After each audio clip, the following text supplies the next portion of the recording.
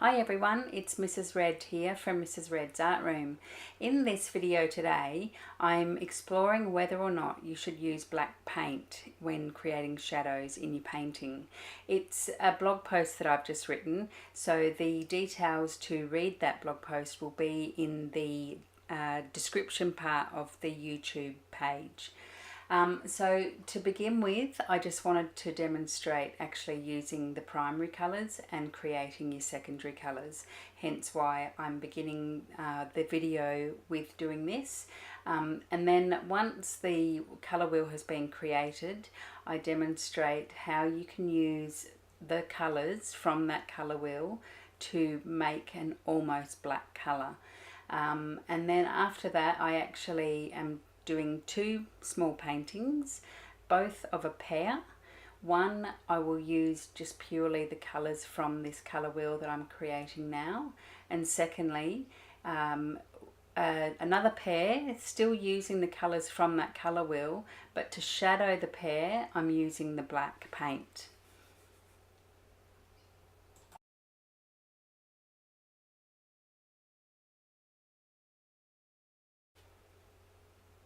So when it comes to mixing your secondary colours, it's not a matter of putting even amounts of, say, red and yellow paint to make the orange. For a really light orange, you would probably add 80% yellow to 20% red. And it's the same with your greens and your purple.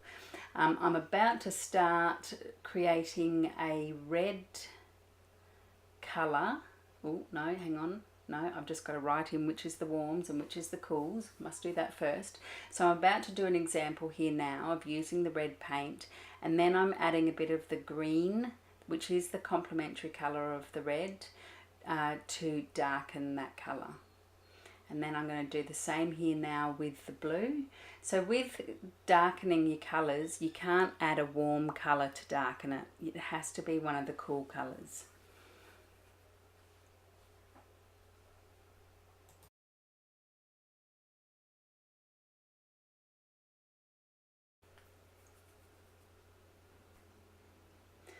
So now I am on to the compare the pair example.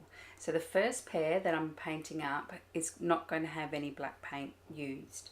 The second pair will use all the colours that I've got in the palette now, which is the the three primaries and the three secondaries. And the second painting will also include black for shadowing. The paint that I am using in this demonstration is gouache paint. There's no real reason as to why I use gouache apart from I've always got it on the table.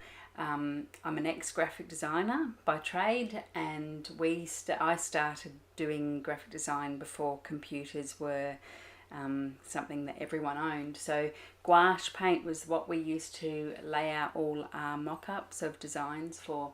So it's just, yeah, it's like the paint that I always lean to if I have to do something quickly. I enjoy painting with it.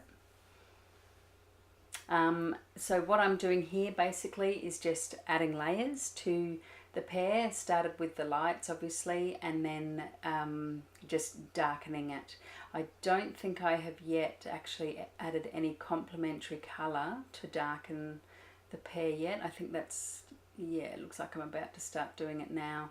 Adding a bit of purple to that red to darken it, and then a bit of yellow, which is going to give it a little bit of a brown look, because the purple and the yellow are not friends and they will create brown. All your complementary colours will create brown, and the complementary colours are the ones that are opposite each other on that colour wheel.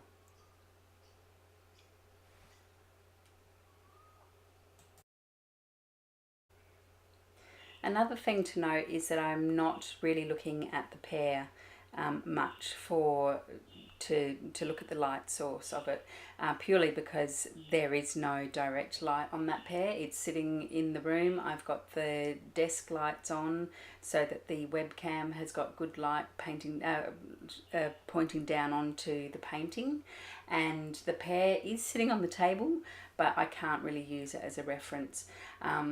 Fortunately though, I have drawn a lot of pears. I don't know why pears, but I enjoy painting pears, and I don't really need to have it as a reference anymore to do a pear. I kind of can sort of gauge where I want the light source to be coming from, and although even saying that, I actually nearly put the shadow on the wrong side of this pear. You can't see me do it. I almost did it and then I stopped myself. Okay, so now obviously just putting in a background so that makes the pear pop out a bit, which you can tell it does. This one, I don't think the red was completely dry when I put the light blue over the top, and it's created that really nice texture. With the not using black, for me personally, it's a lot more natural not to use black paint. I never used it in the art room, especially when I had kids in there. It was banned from the art room because black paint just dominates a painting, and kids just don't understand that they don't need to put too much on their brush, otherwise they will kill that painting. So now I am starting the pear that's going to have the black in it, and just knowing that I have to use that black paint, this pear just does not turn out as good as the first pear. I was rushing it. I don't know why, because I know that I was always going to speed up the video, but I just, yeah, I knew that black paint had to be used, and I'm not one for black paint and I was being put out of my comfort zone.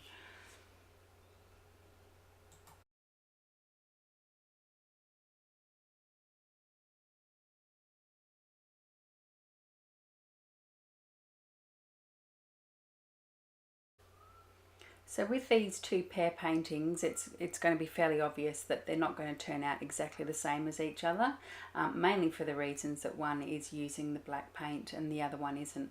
When it comes to adding black paint to a painting in regards to, say, shadows, the amount of black paint you actually use is incredibly minimal. And I am not one, A, for black paint, and B, I struggle to make my paintings as dark as they should be. Same with drawings. It's a fear that a lot of people have. We just don't paint dark enough. It's very easy to add more paint or more colour, more darks to a painting, but it's not as easy to remove those darks. And looking back at this painting, now that it's finished, dried, and it's a new day, I look at it and go, where is the black paint that I actually used in this? I've gone so small with it that it's probably a little bit too small. I should have probably used more, and the fear I had in using more is that it was just going to become a big black murky mess. Down the side there where I'm painting now, it really started to become a bit, just muddy. I had put a little bit of black paint down there and trying to push it out and make that shadow, and it just didn't work as well as using the primary colours to make those shadow colours.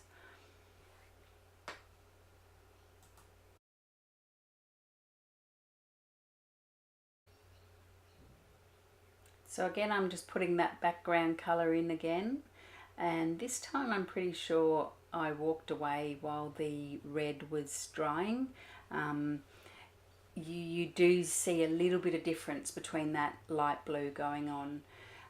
You can already see that pear, I have not blended those reds and oranges as well as I should have, and I do come back and do a little bit more work to it, but I actually don't improve it. I just move the colour around. Yeah, it's that black paint. It was freaking me out. Now, putting the black paint down here, because that light blue has got white added to it, you're going to see that shadow become grey. The blue hasn't dried. I'm putting black straight onto it, and I've got to be careful painting that because it's just going to start going grey rather than black. I'm okay with the shadowing that I put under the pear. I just don't like the shadowing that I put on the pear.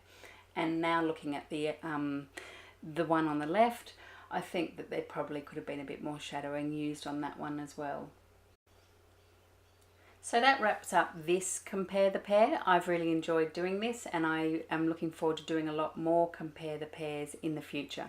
I hope you've enjoyed watching this, and maybe even go and try your own.